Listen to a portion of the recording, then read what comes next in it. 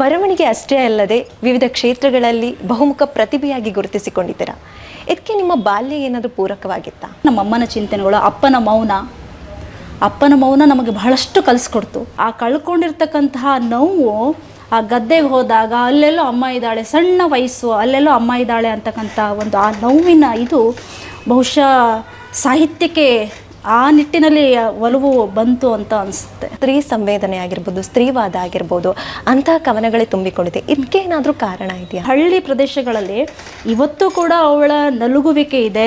ಹೆಣ್ಣು ನೋವು ತಿಂತಾ ಇರುವುದು ಇವತ್ತಿಗೂ ಕೂಡ ಅದು ಸುಳ್ಳಲ್ಲ. ತನ್ನ ಭಾವನೆಗಳನ್ನ ಹತ್ತಿಕ್ಕಿಕೊಂಡಿದ್ದಾಳೆ. ಯಾಕೆ ನೀವು ಆಧ್ಯಾತ್ಮದ ಕಡೆಗೆ ಒಲವು ತೋರಿಸಿದ್ರಿ? ಇದಕ್ಕೆ ಅರ್ಥ ಹುಡುಕ್ತಾ ಹೋದಾಗ ಕೊನೆಗೆ ಇದಿಷ್ಟೇನಾ, ಹೀಗೇನಾ ಅನ್ನುವಂಥ ಒಂದು ಆಧ್ಯಾತ್ಮಿಕ ಚಿಂತನೆಗಳು ಸಹಜವಾಗಿ ಅದು ಮೂಡುತ್ತೆ.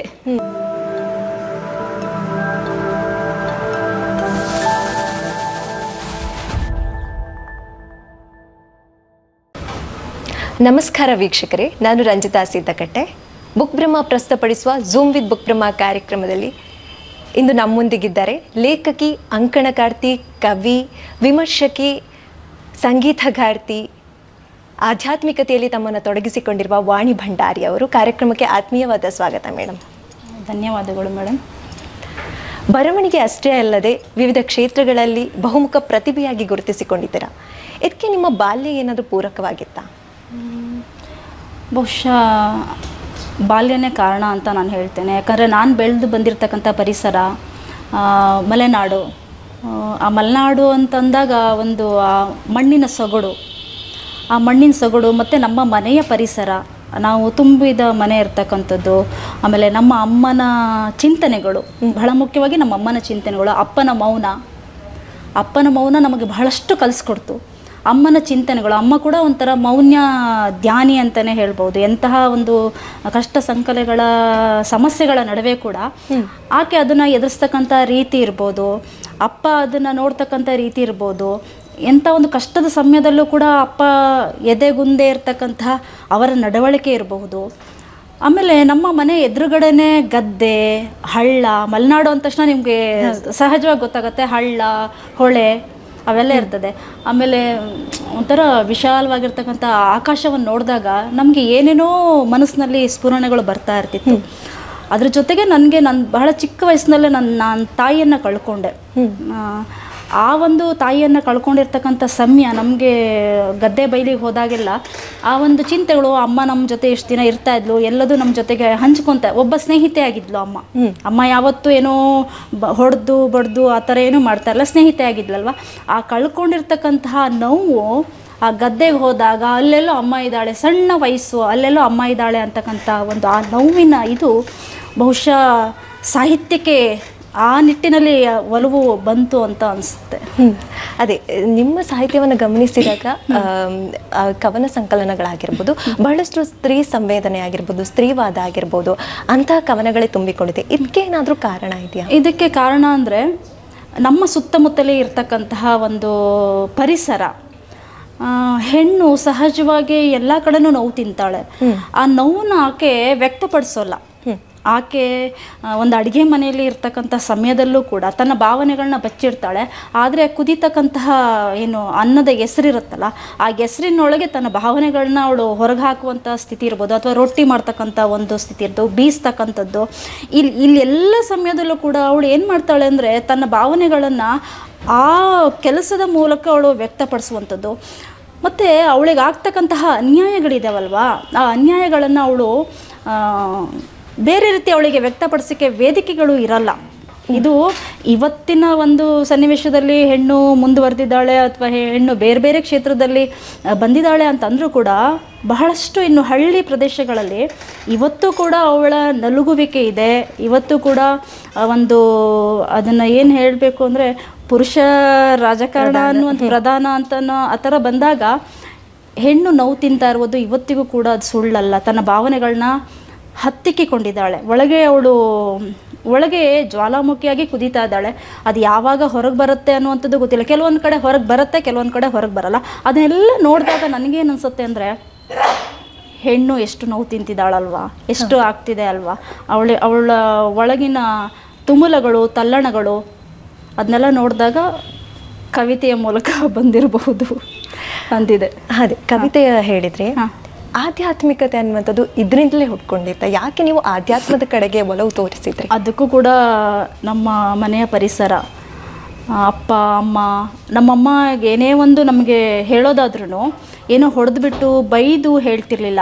ಯಾವುದೋ ಒಂದು ರಾಮಾಯಣದ ಕಥೆಯ ಮೂಲಕನೋ ಅಥವಾ ಮಹಾಭಾರತದ ಕಥೆಯ ಮೂಲಕನೋ, ನೋಡು ಸೀತೆಗೆ ಆ ಥರ ಆಯಿತು, ಅವಳ ಒಂದು ರೀತಿ ಹೇಗಿತ್ತು, ಇಲ್ಲಿ ಮಹಾಭಾರತದಲ್ಲಿ ದ್ರೌಪದಿ ಅವಳನ್ನು ಕಾಪಾಡಿಕೊಳ್ತಕ್ಕಂತಹ ರೀತಿ, ಅವಳ ಮತ್ತು ಧೈರ್ಯ ಇರ್ಬೋದು, ಇವೆಲ್ಲವನ್ನು ಹೇಳ್ತಾ ಅಂದರೆ ಒಂದು ಕತೆ ಮೂಲಕನೇ, ಆ ಕಥೆಯ ಮೂಲಕನೇ ನಮಗೆ ಮನವರಿಕೆ ಮಾಡಿಕೊಡ್ತಾ ಇರ್ತಿದ್ರು. ಆಮೇಲೆ ಕೊನೆಗೆ ನನಗೇನು ಅನಿಸ್ತಾ, ನಾವು ತಿಳುವಳಿಕೆ, ನಮಗೆ ಅವಾಗ ಕತೆ ಅನಿಸ್ತಾ ಇರ್ತಿತ್ತು. ಅದು ನಾವು ಒಂದು ಹಂತಕ್ಕೆ ಬಂದಾಗ ನಮ್ಮ ತಿಳುವಳಿಕೆಯ ಮಟ್ಟ ಬೇರೆ ರೀತಿಯಲ್ಲಿ ಯೋಚನೆ ಶುರುವಾದಾಗ ನಮಗೇನು ಅನಿಸ್ತಾ ಇತ್ತು ಅಂದರೆ, ಬದುಕು ನಾವೇನೋ ಒಂದು ರೀತಿ ಹೋಗ್ತಾ ಇರ್ತೀವಿ, ಆದರೆ ಬದುಕು ಇನ್ನೊಂದು ರೀತಿ ನಮಗೆ ಪಾಠವನ್ನು ಕಲಿಸ್ಕೊಡುತ್ತೆ. ಇದು ಯಾಕೆ ಹೀಗೆ? ಹೌದು, ನಾವು ಹೀಗೆ ಯೋಚನೆ ಮಾಡಿರ್ತೀವಿ, ಆದರೆ ಅದು ಇನ್ನೊಂದು ರೀತಿಯಲ್ಲಿ ನಮಗೆ ಕಲಿಸ್ಕೊಟ್ಟಿರುತ್ತೆ. ಇದು ಯಾಕೆ ಹೀಗೆ ಅನ್ನುವಂಥ ಜಿಜ್ಞಾಸೆ ನಮಗೆ ಸಹಜವಾಗಿ ಬರುತ್ತೆ. ಮತ್ತು ಬಹಳಷ್ಟು ಸಾವುಗಳು ನಮಗೆ ಕಾಡಿದಾಗ ಮನುಷ್ಯ ಹುಡ್ತಾನೆ. ಹಾಗೆ ಅವನಿಗೇನೋ ಆಸೆಗಳಿರುತ್ತೆ, ಕನಸುಗಳಿರುತ್ತೆ. ಎಲ್ಲ ಕನಸುಗಳನ್ನು ಎಲ್ಲರೂ ಅದನ್ನು ಪೂರೈಸ್ಕೊಂಡು ಹೋಗಲ್ಲ. ಬಹಳಷ್ಟು ಕನಸುಗಳನ್ನ ಇಲ್ಲೇ ಬಿಟ್ಟು ಹೋಗ್ತಾರೆ. ಆಗ ಅನ್ಸುತ್ತೆ ಮನುಷ್ಯನ ಬದುಕು ಏನು, ಇದಕ್ಕೆ ಅರ್ಥ ಹುಡುಕ್ತಾ ಹೋದಾಗ ಕೊನೆಗೆ ಇದಿಷ್ಟೇನಾ, ಹೀಗೇನಾ ಅನ್ನುವಂಥ ಒಂದು ಆಧ್ಯಾತ್ಮಿಕ ಚಿಂತನೆಗಳು ಸಹಜವಾಗಿ ಅದು ಮೂಡುತ್ತೆ. ಆ ನಿಟ್ಟಿನಲ್ಲಿ ಒಂದಿಷ್ಟು ಬಂದಿದೆ. ಅದೇ ನಾನು ನಿಮ್ಮ ಸಂತನೊಳಗಿನ ಧ್ಯಾನ ಪುಸ್ತಕವನ್ನು ಗಮನಿಸಿದಾಗ, ಸೊ ಅದರಲ್ಲಿ ಕೂಡ ಅಷ್ಟೇ ಒಂದು ಆಧ್ಯಾತ್ಮಿಕತೆ ಅನ್ನುವಂಥದ್ದು ಅದರಲ್ಲಿತ್ತು. ಅದು ಹೇಗೆ ಹುಟ್ಕೊಂಡಿತ್ತು ಅಂತೇಳಿ ಆ ಸಂತನೊಳಗಿನ ಧ್ಯಾನ? ಅದು ಅಲ್ಲಿ ಒಂದಿಷ್ಟು ಆಧ್ಯಾತ್ಮಿಕವಾಗಿ ಚಿಂತನೆಗಳು ಇದ್ದಾವೆ. ಆಮೇಲೆ ಇನ್ನೊಂದಿಷ್ಟು ಸ್ತ್ರೀ ಸಂವೇದನೆಗಳು ಇದ್ದಾವೆ. ಅದು ಹುಟ್ಕೊಳ್ಲಿಕ್ಕೂ ಕಾರಣಗಳು ನಾನು ನಮ್ಮ ಸಮಾಜದ ಒಂದು ಚಿತ್ರಣಗಳೆಲ್ಲ ನೋಡಿದಾಗ ಯಾಕೆ ಹೀಗೆ ಅನ್ನುವ ಪ್ರಶ್ನೆಗಳು ನನ್ನಲ್ಲಿ ಮೂಡ್ತದೆ. ಯಾಕೆ ಹೀಗೆ ಯಾಕಾಗಬೇಕು? ಈಗ ಹೀಗೆ ಹೋಗ್ತಕ್ಕಂತಹ ದಾರಿಯಲ್ಲಿ ಒಂದಿಷ್ಟು ಮಜಲುಗಳು ಅಥವಾ ಒಂದಿಷ್ಟು ಸಿಕ್ಕುಗಳು, ಒಂದಿಷ್ಟು ಸಮಸ್ಯೆಗಳು ಆಗುತ್ತೆ. ಮತ್ತು ಇನ್ನೊಂದಿಷ್ಟು ವೇದಿಕೆನೋ ಅಥವಾ ಇನ್ನೊಂದಿಷ್ಟು ಜನರನ್ನು ನೋಡಿದಾಗ ಅವ್ರು ಹಾಗಿರಲ್ಲ, ಇವ್ರು ಹೀಗಿರ್ತಾರೆ, ಯಾಕೆ ಹೀಗೆ? ಆ ಪ್ರಶ್ನೆಗಳು ನನ್ನಲ್ಲಿ ಮೂಡ್ಕೊಂಡಾಗ ನಾನು ಕಂಡುಕೊಂಡಿರ್ತಕ್ಕಂತಹ ಕೊನೆಯ ಸತ್ಯ ಇಲ್ಲ, ಇದು ಹೀಗೇನೆ ಇರಬಹುದೇನೋ ಅನ್ನುವಂಥದ್ದು. ಹಾಗಾಗಿ ದೇವರ ಬಗ್ಗೆನೇ ನನಗೆ ಯಾಕೆ ಒಂದಿಷ್ಟು ದೇವ್ರ ಬಗ್ಗೆ ಅದರಲ್ಲಿ ಬರ್ದಿದ್ದೀನಿ. ದೇವ್ರು ಈಗ ಸುಮ್ಮನೆ ಆಗಿದ್ದಾನೆ ಅಂತಕ್ಕಂಥದ್ದು, ಅಂದ್ರೆ ದೇವರು ಮೌನವಾಗಿದ್ದಾನೆ ಅವನಿಗೆ ಅನ್ನುವಂಥದ್ದು ಒಂದಿಷ್ಟು ಆ ಥರದಲ್ಲಿ ಬರ್ದಿದ್ದೀನಿ. ಅಂದ್ರೆ ದೇವರಿಗೆ ಮತ್ತು ಮಹಿಳೆಗೆ ಇದು ಮಾಡ್ಕೊಂಡು ಹೇಗೆ ದೇವರಿಗೆ ಮತ್ತು ಮಹಿಳೆಗೆ ಜೊತೆಗೆ ಮನುಷ್ಯ ಎಲ್ಲ ಒಂದು ಸಂವೇದನೆಗಳಿಗೆ. ಇಲ್ಲಿ ಕೇವಲ ಮಹಿಳೆ ಅಂತ ಬಂದು ನಾ ತಗೊಂಡಿಲ್ಲ, ಆಧ್ಯಾತ್ಮಿಕ ಅಂತ ಬಂದಾಗ ಸಂಪೂರ್ಣವಾಗಿರ್ತಕ್ಕಂಥ ಸಮಾಜದ ಚಿತ್ರಣವನ್ನೇ ನಾನು ತಗೊಂಡಿರ್ತಕ್ಕಂಥದ್ದು. ಅದೇ ನಿಮ್ಮ ಸಾಹಿತ್ಯ ಪ್ರಕಾರವನ್ನು ಗಮನಿಸಿದಾಗ ನೀವು ಕವಿತೆಗಳನ್ನ ಬರ್ತಿದ್ದೀರಾ, ಲೇಖನ ಆಗಿರ್ಬೋದು, ಅಂಕನ ಆಗಿರ್ಬೋದು, ವಿಮರ್ಶೆ, ಹೀಗೆ ಬೇರೆಲ್ಲ ಪ್ರಕಾರಗಳಲ್ಲಿ ತೊಡಗಿಸಿಕೊಂಡಿದ್ದೀರಾ. ನಿಮ್ಮಲ್ಲಿ ಕೂಡ ಕತೆ ಇದೆ. ನೀವು ಈಗಷ್ಟೇ ಹೇಳಿದ್ರಿ ಸ್ತ್ರೀ ಸಂವೇದನೆ, ಸ್ತ್ರೀವಾದ, ನೋವುಗಳು ಆ ಥರ ಎಲ್ಲ ಹೇಳಿದ್ರೆ ಕಾದಂಬರಿ ಬರಿಬೇಕು ಅಂತ ಅನಿಸಿಲ್ವಾ? ಇಲ್ಲ, ಖಂಡಿತ ಅದು ಕಾದಂಬರಿ ಬರಿಬೇಕು ಅಂತ ಒಂದು ದೊಡ್ಡ ಮಹದಾಸೆ ಇದೆ. ಅದಕ್ಕೆ ಒಂದಿಷ್ಟು ನಾನು ಪೂರಕವಾಗಿರ್ತಕ್ಕಂಥ ಅಂಶಗಳನ್ನು ಜೋಡಿಸಿ ಸೇರಿಸಿಟ್ಟಿದ್ದೇನೆ ಮತ್ತು ಒಂದೆರಡು ಭಾಗಗಳನ್ನು ಕೂಡ ಬರೆದಿದ್ದೇನೆ. ಆದರೆ ಯಾವುದೇ ಒಂದು ನಾನು ನಡ್ಕೊ ಬಂದಿರತಕ್ಕಂಥದ್ದು ಯಾವುದೇ ಒಂದು ಕೆಲಸ ಮಾಡಬೇಕಾದ್ರೇನು ತಕ್ಷಣಕ್ಕೆ ಹೋಗಿ ಆ ಕೆಲಸವನ್ನು ಕೈ ಹಾಕೋದಿಲ್ಲ ನಾನು. ಅದಕ್ಕೆ ಬೇಕಾಗಿರ್ತಕ್ಕಂಥ ಒಂದಿಷ್ಟು ಅಂಶಗಳನ್ನು, ಅದಕ್ಕೆ ಬೇಕಾಗಿರ್ತಕ್ಕಂಥ ಒಂದಿಷ್ಟು ಹಿನ್ನೆಲೆ ಕೆಲಸಗಳಿರುತ್ತೆ. ಆ ಕೆಲಸಗಳನ್ನ ಮಾಡ್ದೇನೆ ನಾವು ಹೋಗಿ ಮುಂದುವರೆದ್ರೆ ಅದರಲ್ಲಿ ನಾವೇನು ಒಂದು ಸಾಧನೆಯನ್ನು ಮಾಡೋಕ್ಕಾಗಲ್ಲ. ಹಾಗಾಗಿ ಕತೆಗೆ ಬೇಕಾಗಿರ್ತಕ್ಕಂತಹ ಒಂದಿಷ್ಟನ್ನು ಜೋಡಿಸಿ ಇಟ್ಟಿದ್ದೇನೆ. ಆದರೆ ಬರೆಯೋ ಪ್ರಯತ್ನ ಮಾಡಬೇಕು, ಅದಕ್ಕೆ ಮತ್ತೆ ಸ್ವಲ್ಪ ಸಮಯನೂ ಕೂಡ ಬೇಕು. ಈಗ ವಿಮರ್ಶೆ ಅದನ್ನೆಲ್ಲ ಮಾಡ್ತಾ ಇದ್ದೇನೆ. ಅದಕ್ಕಾಗಿ ಒಂದಿಷ್ಟು ಸ್ವಲ್ಪ ಮಾಗಬೇಕು, ನಾವೊಂದಿಷ್ಟು ಅದ್ರ ಬಗ್ಗೆ ಓದಬೇಕು, ಮತ್ತೊಂದಿಷ್ಟು ಓದಬೇಕು. ಆ ಓದುವ ಇದರಲ್ಲಿ ನಾನು ಸ್ವಲ್ಪ ಇನ್ನೂ ಹೋಗ್ಬೇಕು, ಆ ದಾರಿಯನ್ನು ಕ್ರಮಿಸ್ಬೇಕು ನಾನು. ಆಗ ಅದನ್ನು ಬರೀಬೇಕು ಅಂತ. ಯಾಕಂದ್ರೆ ಬರೆದು ಇಟ್ಟಿರೋದ್ರಿಂದ ಮತ್ತು ಅದನ್ನು ಮುಂದುವರಿಸ್ಬೇಕಾದ್ರೆ ನನಗೆ ಇನ್ನೊಂದಿಷ್ಟು ಸರಕುಗಳು ಬೇಕು, ನನಗೆ ಇನ್ನೊಂದಿಷ್ಟು ವಿಚಾರಗಳು ಬೇಕು. ಹಾಗಾಗಿ ಸ್ವಲ್ಪ ಮೌನವಾಗಿದ್ದೇನೆ ಅಷ್ಟೇ ಕಾದಂಬರಿ ವಿಚಾರದಲ್ಲಿ. ಎಂಥ ಕಥೆಗಳು ನಿಮ್ಮನ್ನು ಕಾಡುತ್ತವೆ? ನನ್ನನ್ನು ಕಾಡ್ತಕ್ಕಂಥದ್ದು, ನಾನು ಮತ್ತೆ ಹೋದರೆ ಅಲ್ಲಿಗೆ ಬರ್ತೇನೆ. ಯಾಕಂದರೆ ಸ್ತ್ರೀಯರಿಗೆ ಆಗ್ತಕ್ಕಂಥದ್ದು ಮತ್ತು ಬಡವರಿಗೆ ಈಗೆಲ್ಲೋ ಒಂದು ಕಡೆ ನಾವು ಹೋಗ್ತೇವೆ, ನಮ್ಮ ಭಾಗದಲ್ಲೆಲ್ಲ ಸಾಮಾನ್ಯಕ್ಕೆ ನೋಡ್ತೇವೆ ನಾವು, ಮಲೆನಾಡು ಅಲ್ಲಿ ಒಂಥರ ಸಂಪದ್ಭರಿತವಾಗಿರ್ತಕ್ಕಂಥ ಸನ್ನಿವೇಶ ಇರ್ತದೆ. ಇವಾಗ ಸ್ವಲ್ಪ ಏನೋ ಮಳೆ ಬೆಳೆಗಳು ವ್ಯತ್ಯಾಸಗಳಾಗಿದ್ರೂ ಕೂಡ ಅದೇ 20 ವರ್ಷದ ಹಿಂದೆ ಆ ಮಳೆಗೂ ಬೆಳೆಗೂ ತುಂಬ ಒಂದು ಮನುಷ್ಯನಿಗೂ ಮತ್ತು ಪ್ರಕೃತಿಗೂ ಅವಿನಾಭಾವ ಸಂಬಂಧ ಇತ್ತು ಆಗ. ಈಗ ಸ್ವಲ್ಪ ವ್ಯತ್ಯಾಸಗಳಾಗಿದೆ. ಆದರೆ ಆ ಭಾಗದಿಂದ ಏನು ಉತ್ತರ ಕರ್ನಾಟಕದ ಭಾಗದಿಂದ ನಮ್ಮ ಭಾಗಕ್ಕೆ ಬರ್ತಿದ್ರು, ಅವರು ಜೋಪಡಿಗಳನ್ನ ಹಾಕ್ಕೊಳ್ತಾ ಇರ್ತಿದ್ರು. ಅವರು ಆ ಮಗುನ ಕಂಕ್ಳಲ್ಲಿ ಇಟ್ಕೊಂಡು ಹಿಂಗೆ ಕಟ್ಕೊಂಡ್ಬಿಟ್ಟು, ಸಣ್ಣ ಮಗು ಆ ಕಂಕ್ಳ ಇಟ್ಕೊಂಡ್ಬಿಟ್ಟು ನಮ್ಮ ಗದ್ದೆಗಳ ಕೆಲಸಕ್ಕೆ ಬರ್ತಕ್ಕಂಥದ್ದು, ತೋಟಗಳ ಕೆಲಸಕ್ಕೆ ಬರ್ತಕ್ಕಂಥದ್ದು. ಆಮೇಲೆ ಇನ್ನು ಚಿಕ್ಕಮಂಗ್ಳೂರು ಆ ಭಾಗಕ್ಕೆಲ್ಲ ಅವ್ರು ಕಾಪಿ ಖಾನೆಗೆ ಅಂತ, ಕಾಪಿ ಎಸ್ಟೇಟ್ ಇದೆಯಲ್ಲ ಅಲ್ಲಿಗೆ ಹೋಗ್ತಕ್ಕಂಥದ್ದು. ಅಂದರೆ ಉತ್ತರ ಕರ್ನಾಟಕದ ಭಾಗದ ಬಹಳಷ್ಟು ಜನ ಹಾಗೆ ಬರ್ತಾರೆ, ಈಗಲೂ ಇದೆ. ಈಗಲೂ ಬಹಳಷ್ಟು ಜನ ನಮ್ಮ ಕಡೆ ಕೆಲಸಗಾರರು ಇಲ್ಲದೆ ಇರೋಕೆ ಆ ಕಡೆಯಿಂದನೇ ಬಂದು ಕೆಲಸ ಮಾಡಿಕೊಡ್ತಾರೆ. ಆವಾಗ ಎಲ್ಲವನ್ನು ಬಿಟ್ಟು ಬಂದಿರ್ತಾರೆ, ಎಲ್ಲೋ ಒಂದು ಕಡೆ ಜೋಪಡಿ ಹಾಕ್ಕೊಳ್ತಾರೆ. ಆ ಸಮಯಕ್ಕೆ ಸರಿಯಾಗಿ ಅವರು ಊಟ ಮಾಡ್ತಕ್ಕಂಥದ್ದು ಆಗಲ್ಲ, ಆ ಮಗು ಅಳ್ತಾ ಇರತ್ತೆ, ಇವರು ಹಾಲು ಕೊಡ್ಸೋಕ್ಕಾಗಲ್ಲ. ಅದನ್ನೆಲ್ಲ ನೋಡಿದಾಗ ಏನನ್ಸುತ್ತೆ ಅಂದರೆ, ಬದುಕು ಯಾಕೆ ಹೀಗೆ ನಾವು ಅಂದರೆ ನೋವಾಗತ್ತೆ. ಈಗ ನಾವು ಸಂಬಳ ಕೊಡ್ತೀವಿ, ಮತ್ತೊಂದು ಅವ್ರು ತೊಗೊಳ್ತಾರೆ, ಅದು ಬೇರೆ. ಮನುಷ್ಯತ್ವ ಅನ್ನೋದು ಇರುತ್ತಲ್ವ, ಆ ಮನುಷ್ಯತ್ವ ಅಂತ ಕಾಡ್ದಾಗ ಯಾಕೆ ಹೀಗೆ ಎಲ್ಲೋ ಊರು, ಎಲ್ಲೋ ಮನೆ, ಎಲ್ಲೋ ಬಿಟ್ಟು ಬರ್ತಾರೆ. ಆ ಒಂದು ಸಮತಃವಾದ ಇರಲ್ಲ, ಅಸಮತೋಲನವನ್ನು ನಾವು ಕಾಣ್ತೀವಿ. ಅದು ಬಹಳ ಕಾಡ್ತದೆ ನನಗೆ. ಹಾಗಾಗಿ ಆ ಒಂದು ನಿಟ್ಟಿನಲ್ಲಿ ಕತೆಗಳನ್ನು ಬರಿಬೇಕು, ಆ ಥರದ ಕತೆಗಳು ಜಾಸ್ತಿ ಬರಿಬೇಕು ಅಂತ ಅನ್ಸುತ್ತೆ. ಇಲ್ಲಿ ನಾನು ಕಾಲೇಜೊಳಗೆ ಕನವರಿಕೆಗಳಲ್ಲೂ ಕೂಡ ಒಂದು ಕವಿತೆನ ನಾನು ಅದೇ ಥರನೇ ಆಯ್ಕೆ ಮಾಡ್ಕೊಂಡಿದ್ದೇನೆ. ಅಂದರೆ ಎಲ್ಲಿಂದನೋ ಬಂದು ಆಕೆ ಬದುಕನ್ನು ಕಟ್ಕೊಳ್ತಕ್ಕಂಥದ್ದು, ಅಲ್ಲಿ ಕಾರಲ್ಲಿ ಬಂದು ಇಳಿತಕ್ಕಂಥವ್ರನ್ನ ನೋಡಿದಾಗ ಅವಳ ಕನವರಿಕೆಗಳಿದಾವಲ್ವ, ಕನಸುಗಳಿದಾವಲ್ವ, ಅಲ್ಲಿಂದ ಬಂದು ಇಲ್ಲಿ ಅವಳ ಕನಸುಗಳು ಹಾಗೆ ಒಂದು ಚೀಲದಲ್ಲಿ ಹಾಗೆ ಇರ್ತವೆ. ಅದು ಹೊರಗೆ ಬರೋಕ್ಕೆ ಅವಕಾಶ ಇಲ್ಲ. ಯಾಕಂದರೆ ಹೊರಗೆ ಬರಲಿಕ್ಕೆ ಅವಳ ಬಡತನ ಕಾಡ್ತಾ ಇರುತ್ತೆ, ಹಸಿವು ಕಾಡ್ತಿರತ್ತೆ. ಆ ಥರ ಒಂದಿಷ್ಟು ಚಿತ್ರಣಗಳು ನನ್ನ ತಲೆಯಲ್ಲಿದೆ. ಆ ಥರ ಕಥೆಗಳ ಮೂಲಕನೇ ನಾನು ಏನೋ ಹೇಳಬೇಕು ಅಂತ ಅನ್ಕೊಂಡಿದ್ದೀನಿ. ನೀವೀಗ ಹೇಳಿದ್ರೆ ಖಾಲಿ ಜೋಳಿಗೆಯ ಕನವರಿಕೆಗಳು ಅಂತ. ಸೊ ಇದ್ರ ಮುಖಪುಟ ನೋಡಿದಾಗ ಕೂಡ ನಮಗೆ ಆ ಒಂದು ಹೆಣ್ಣಿನ ಚಿತ್ರಣ ಇಲ್ಲಿ ಕಾಣುತ್ತೆ. ಸೊ ಇಲ್ಲಿನ ಕವನಗಳು ಕೂಡ ಸ್ತ್ರೀ ಸಂವೇದನೆ ಆಗಿರ್ಬೋದು, ಸ್ತ್ರೀವಾದದ ಬಗ್ಗೆ ಮಾತಾಡ್ತೇವೆ ಅಂತ ಹೇಳಿದ್ರೆ, ಇದ್ರ ಒಂದು ಕವನವನ್ನ ನಮ್ಮ ವೀಕ್ಷಕರಿಗೋಸ್ಕರ ಹೇಳ್ಬೋದಾ? ಖಂಡಿತ ಖಂಡಿತ.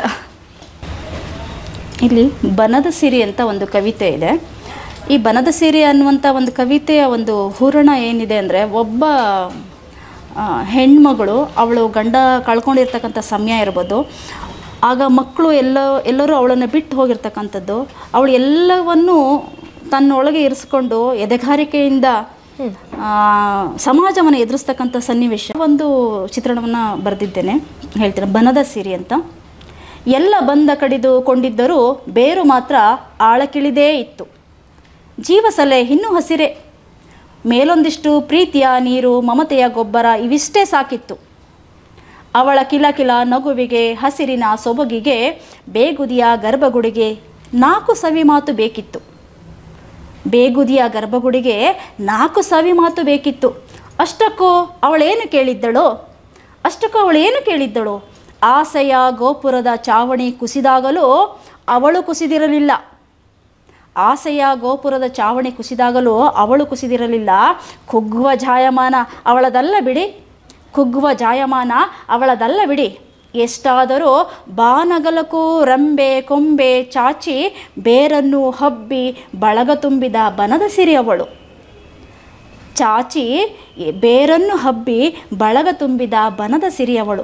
ಗಂಡನ ಚಿತೆ ಯುರಿದ ದಿನ ತನ್ನದೇ ಗೂಡಿಗೆ ಬೆಂಕಿ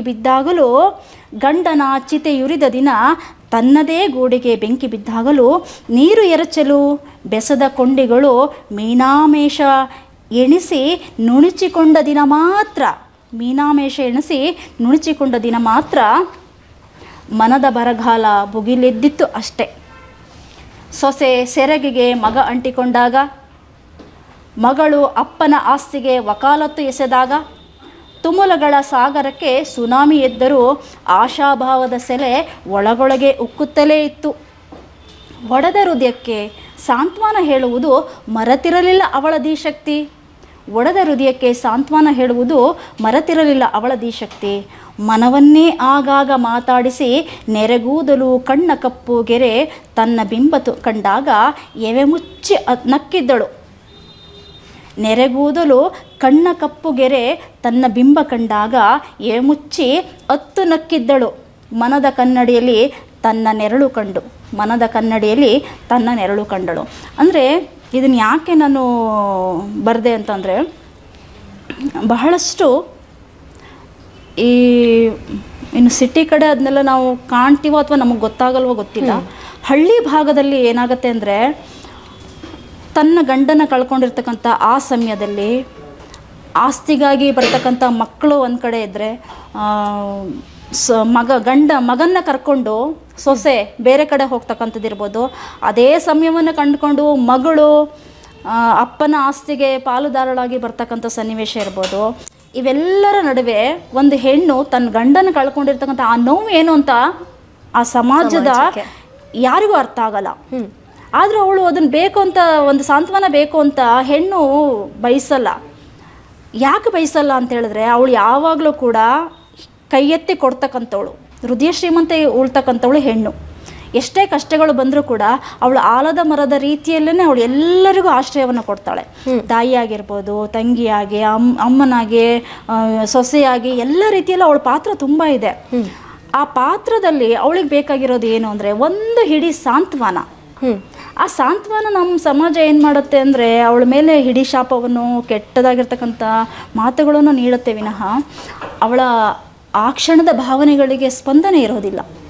ಅಂಥ ಸಮಯದಲ್ಲಿ ನನಗೆ ಹುಟ್ಕೊಂಡಿರ್ತಕ್ಕಂಥ ಒಂದು ಚಿತ್ರಣ ಅಷ್ಟೇ. ವರ್ತಮಾನದ ಕಾಲಘಟ್ಟದಲ್ಲಿ ಸ್ತ್ರೀವಾದವನ್ನು ಬಹಳಷ್ಟು ಜನರು ಸಮಾಜದಲ್ಲಿ ಒಪ್ಕೊಳ್ಳೋದಿಲ್ಲ. ಇದ್ರ ಬಗ್ಗೆ ಹೇಳೋದಾದರೆ ಅಂದರೆ ಏನಾಗ್ತಿದೆ ಅಂದರೆ, ಒಪ್ಕೊಳ್ತಾ ಇಲ್ಲ ಅನ್ನುವಂಥದ್ದು ಅದು ಅಲ್ಲಲ್ಲಿ ಒಂದಿಷ್ಟು. ಯಾಕಂದರೆ ಇದು ಸ್ತ್ರೀ ಸಂವೇದನೆ ಹಾಗೆ ಪುರುಷ ಸಂವೇದನೆ ಅನ್ನುವಂಥದ್ದನ್ನು ನೋಡಿದಾಗ ಅಲ್ಲಿ ಮತ್ತೆ ತಾಕಲಾಟಗಳು ಹೇಳ್ತವೆ. ಮತ್ತು ಒಬ್ಬ ಪುರುಷನಲ್ಲೂ ಕೂಡ ಕೇವಲ ಇದು ಸ್ತ್ರೀವಾದ ಅಂತ ಬಂದಾಗ ಹೆಣ್ಣಲ್ಲಿ ಮಾತ್ರ ಸ್ತ್ರೀವಾದ ಅಂತ ಇದೆ ಅನ್ನುವಂಥದ್ದು ಅಲ್ಲ. ಒಬ್ಬ ಪುರುಷನಲ್ಲೂ ಕೂಡ ಸ್ತ್ರೀವಾದದ ಚಿಂತನೆಗಳು ಇದ್ದಾವೆ. ನಾವು ಅದನ್ನ ಬಹಳಷ್ಟು ಜನ ನೋಡಿದ್ದೇವೆ. ಯಾಕಂದ್ರೆ ಅದು ಏನು ಪ್ರಕೃತಿಯಲ್ಲೇ ಆಗಿದೆ. ಸ್ತ್ರೀಯರಲ್ಲೂ ಪುರುಷ ಚಿಂತನೆಗಳು ಮತ್ತೆ ಏನು ಮಹಿಳಾ ಚಿಂತನೆಗಳು ಇರುತ್ತೆ. ಹಾಗೆ ಪುರುಷನಲ್ಲೂ ಕೂಡ ಮಹಿಳಾ ಚಿಂತನೆ ಮತ್ತೆ ಏನು ಪುರುಷ ವ್ಯಕ್ತಿತ್ವದ ಎರಡೂ, ಅದಕ್ಕೆ ಅರ್ಧನಾರೀಶ್ವರ ಕಲ್ಪನೆಯನ್ನು ಕೊಟ್ಟಿರ್ತಕ್ಕಂಥದ್ದು ನಮ್ಮ ಪ್ರಕೃತಿ. ಆ ನಿಟ್ಟಿನಲ್ಲಿ ಕೆಲವೊಂದಿಷ್ಟು ಒಪ್ಪದೇ ಇರಬಹುದು.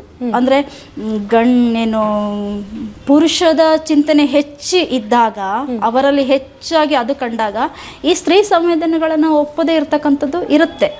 ಅದೇ ಹಾಗೇ ಇದೆ ಅನ್ನುವಂಥದ್ದು ಕೂಡ ಏನು ಪೂರ್ಣ ಪ್ರಮಾಣದಲ್ಲಿಲ್ಲ. ಅದು ಇದೆ, ಇದು ಇದೆ, ಎರಡು ಇರುವಂಥದ್ದು. ಅದೇ ಇವಾಗ ಸಾಹಿತ್ಯದ ಈ ಕಡೆಯಿಂದ ಬರೋದಾದ್ರೆ, ಸೊ ನೀವು ಜ್ಯೋತಿಷ್ಯದಲ್ಲಿ ಕೂಡ ತೊಡಗಿಸಿಕೊಂಡಿದ್ರ ಅಂತ ಕೇಳಲ್ಪಟ್ಟೆ. ಅದು ಹೇಗೆ ಸಾಧ್ಯ ಆಯಿತು ಅಂತ ಹೇಳಿ. ಅಂದ್ರೆ ಸಾಹಿತ್ಯನೇ ಭಿನ್ನದು, ಜ್ಯೋತಿಷ್ಯನೇ ಭಿನ್ನ. ಅಂದ್ರೆ ನಾನು ಸಾಹಿತ್ಯ ಬರೋಕ್ಕಿಂತ ಮುಂಚಿತವಾಗಿ, ಅಂದ್ರೆ ಈಗ ನಾನು 9th ಸ್ಟ್ಯಾಂಡರ್ಡ್ ಇಂದ ಅಮ್ಮ ಹೋದಾಗಿದ್ದ ಬರ್ದೆ ಅಂತ ಹೇಳಿದೆ. ಆದ್ರೆ ಅವಾಗ ನಮ್ಮ ಭಾವನೆಗಳನ್ನ ಹೊರಗೆ ಹಾಕ್ಲಿಕ್ಕೆ ನಾವೇನೋ ಒಂದು ನಮ್ಮ ಕಲ್ಪನೆಗೆ ಬಂದಿದ್ದು ನಾವು ಬರ್ದ್ವಿ. ಅದೇ ನಿಜವಾದ ನಾವು ಸಾಹಿತ್ಯಕ್ಕೆ ಬಂದಾಗ ಅದು ಬೇರೆ ತರ ಆಗಿತ್ತು. ನಿಜವಾದ ಸಾಹಿತ್ಯದ ಕೃಷಿನೇ ಬೇರೆ. ನಾವು ಚಿಕ್ಕಂದಿನಾಗ ಇರುವಾಗ ಬರವಣಿಗೆನೇ ಬೇರೆ. ಅವಾಗ ಬರ್ದಿದ್ಕು ಈಗ ಬರ್ದಿದ್ಕು ನಾವು ವ್ಯತ್ಯಾಸಗಳು ನೋಡಿದಾಗ ಬೇರೆ ಆಗತ್ತೆ. ಆದ್ರೆ ನಾನು ಕಲ್ತಿರ್ತಕ್ಕಂಥದ್ದು SLCಯ ಸಮಯದಲ್ಲಿ ನನಗೆ ಆವಾಗ ಸರಿಯಾದ ಒಂದು ಗುರುವಿನ ಮಾರ್ಗದರ್ಶನ ಸಿಕ್ತು. ಅದೊಂದು ಸಮಯ, ಅದು ಆ ಸಮಯದಲ್ಲಿ ಅದು ಕಲ್ತಿರ್ತಕ್ಕಂಥದ್ದು. ಹಾಗಾಗಿ ಅದನ್ನ ನಾವೀಗ ಏನು ಅಂದರೆ ಸಾಹಿತ್ಯಕ್ಕೆ ಬಂದಾಗ ಅದೀಗಿಲ್ಲ ಅನ್ನುವಂಥದ್ದನ್ನು ಇದು ಮಾಡ್ಬೋದು. ಅಷ್ಟೇ ಅಲ್ಲದೆ ಸಂಗೀತಗಾರ್ತಿ ಕೂಡ ಹೌದು ನೀವು. ಹೌದು. ಈ ಒಂದು ಜರ್ನಿ ಯಾವಾಗದಿಂದ ಶುರುವಾಯಿತು? ಇದು ಕೂಡ ನಾನು ಏನು ಫಸ್ಟ್ PUC ಇದ್ದಾಗಲೇ, ಆವಾಗಲೇ ಕೂಡ ನಮ್ಮ ಊರಿನಲ್ಲೇ ಏನು ಮೀನಾಕ್ಷಿ ಹೆಬ್ಬಾರ್ ಅಂತಿದ್ರು. ಒಟ್ಟಾರೆ ನನಗೆ ಚಿಕ್ಕಂದಿಂದ ಹೇಗೆ ಅಂತ ಹೇಳಿದ್ರೆ, ಒಂದು ಆವಾಗಲೂ ಹಾಡ್ತಾ ಇದ್ದೆ. ಸಣ್ಣಕ್ಕಿದ್ದಾಗಿಂದನೂ ಹಾಡುವಂಥದ್ದು, ಬರೆಯುವಂಥದ್ದು ಇದು ಬಹಳವಾಗಿ ಇರ್ತಕ್ಕಂಥದ್ದು. ಸಣ್ಣ ಏನು ನನಗೆ ತಿಳುವಳಿಕೆ 3-4 ವರ್ಷ ಇದ್ದಾಗಲೂ ಸುಮ್ಮನೆ ಏನೋ ಹಾಳೆ ತೊಗೊಂಡು ಬರಿತಾ ಇರ್ತಿದ್ದೆ, ಹಾಡ್ತಿದ್ದೆ. ಯಾಕಂದರೆ ಆ ಹಕ್ಕಿಗಳು ಚಿಲಿಪಿಲಿ ನಾದ ಅವೆಲ್ಲ ಕೇಳಿದಾಗ ಎಂಥವ್ರಿಗಾರು ಹಾಡಬೇಕು, ಒಂದು ಗುನುಗಿಸ್ಬೇಕು ಅಂತ ಅನಿಸ್ತಾ ಇರ್ತಿತ್ತು. ಹಾಗಾಗಿ ನಾನು ಸಂಗೀತಕ್ಕೆ ಸೇರಿಕೊಂಡೆ, ಕರ್ನಾಟಕ ಸಂಗೀತಕ್ಕೆ ಸೇರಿಕೊಂಡೆ. ಅಲ್ಲಿ ಅವ್ರ ಹತ್ರ ಸ್ವಲ್ಪ ಸಮಯ ಕಲಿತೆ. ಆ ನಂತರದಲ್ಲಿ ದಮಯಂತಿ ಅಂತ ಮೇಡಮು ಅವ್ರ ಹತ್ರನೂ ಕರ್ನಾಟಕ ಅಭ್ಯಾಸನೇ ಮಾಡಿದೆ. ಆ ನಂತರದಲ್ಲಿ ಕರ್ನಾಟಕದಿಂದ ಮತ್ತೆ ಹಿಂದೂಸ್ತಾನಿ ಇದು ಯಶಸ್ ಹೆಗಡೆ ಅಂತೇಳ್ಬಿಟ್ಟು ಹಿಂದೂಸ್ತಾನಿ ಸಂಗೀತವನ್ನು ಅಭ್ಯಾಸ ಮಾಡ್ತಾ ಬಂದೆ. ಒಂಥರ ಸಂಗೀತ ನಿಮಗೆ ಸಾಹಿತ್ಯಕ್ಕೆ ಎಲ್ಲಾದರೂ? ಖಂಡಿತ, ಹಾಂ ಖಂಡಿತ. ಅದು ಮತ್ತೆ ನಾನು ಹಿಂದೂಸ್ತಾನಿಗೆ ಬಂದಿದ್ದು ಯಾಕೆ ಅಂತ ಹೇಳಿದ್ರೆ, ನಾನು ಗಜಲ್ ಬರೀತಾ ಇದ್ದೆ. ಆ ಗಜಲ್ಗೆ ಹಿಂದೂಸ್ತಾನಿ ಪೂರಕ. ಕರ್ನಾಟಕದಲ್ಲಿ ಗಜಲ್ ಹಾಡಕ್ಕೆ ಆಗಲ್ಲ, ಏನು ಗಜಲ್ಗೆ ಬೇಕಾಗಿದ್ದು ಹಿಂದೂಸ್ತಾನಿ. ನನಗೆ ಆವಾಗ ಮತ್ತೆ ಒಲವು ಬಂತು. ಮತ್ತೆ ವಚನಗಳನ್ನು ನಾನು ಬರಿತಾ ಇರೋದ್ರಿಂದ ವಚನಗಳನ್ನು ಕೂಡ ನಾವು ಸ್ವಲ್ಪ ಹಿಂದೂಸ್ತಾನಿ ಇದನ್ನ ಕೊಟ್ಬಿಟ್ಟೆ ನಾವು ಹಾಡ್ತಕ್ಕಂಥದ್ದಾಗಿರೋದ್ರಿಂದ ಮತ್ತೆ ಯಾಕೋ ಕಲಿಬೇಕು, ಸ್ವಲ್ಪ ರಾಗವಾಗಿ ಅದು ಆಲಾಪನೆಗಳು ಮಾಡಬೇಕು ಅನ್ನುವಂಥದ್ದು ಮನಸ್ಸಿಗೆ ಬಂದಿರೋದ್ರಿಂದ ಮತ್ತೆ ಹಿಂದೂಸ್ತಾನಿಗೆ ಹೋದೆ. ಅದಕ್ಕೆ ಮೂಲ ಬಹುಶಃ ಗಜಲ್ ಇರ್ಬೋದು. ನನಗೆ ಗಜಲ್ ನನ್ನನ್ನು ತುಂಬ ಅಪ್ಪಿಕೊಂಡು ಬಿಡ್ತು. ಗಜಲು ನಾನು ಅದರಿಂದ ಆಚೆ ಬರೋಕ್ಕೆ ಆಗದೆ ಇರುವಷ್ಟು ಅಪ್ಪಿಕೊಳ್ತು. ಅದಕ್ಕೆ ಮತ್ತೆ ಹಿಂದೂಸ್ತಾನಿಗೆ ಹೋಗಿರ್ತಕ್ಕಂಥದ್ದು. ಅದೇ ನೀವು ಗಜಲ್ ಬಗ್ಗೆ ಹೇಳಿದ್ರೆ, ನಿಮ್ಮ ಗಜಲನ್ನು ಓದಿದಾಗ ನಂಗೊಂದು ಲೈನ್ ತುಂಬಾನೇ ಕಾಡಿತು.